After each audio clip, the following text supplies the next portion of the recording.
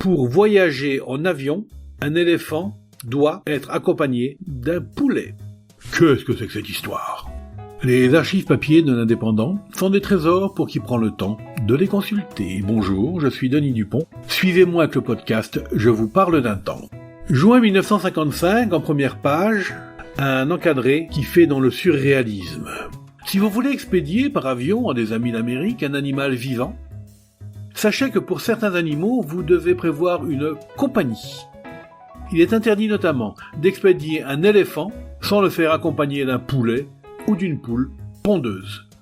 Nous sommes en juin 1955, nous ne sommes pas le 1er avril. Je continue. Une firme anglaise est d'ailleurs spécialisée dans le transport aérien des animaux, et cette firme possède des avions spéciaux. Les hôtesses de l'air sont remplacées par des courriers expérimentés qui veillent, de Calcutta à Chicago, sur la santé des singes, ou arrosent par exemple les serpents d'eau fraîche afin qu'ils ne s'étouffent pas. Cependant, comment transporter dans un même cargo aérien des truites exigeant de la fraîcheur et 3 paquets de poissons tropicaux ne pouvant vivre que dans une température supérieure à 30 degrés ? Ah, les petits paquets exigeant de la chaleur sont alors placés dans la cabine de pilotage. Pourtant, si toute la cargaison a besoin du soleil des tropiques, des lampes spéciales sont installées dans la carlingue. On était un peu fou en 1955.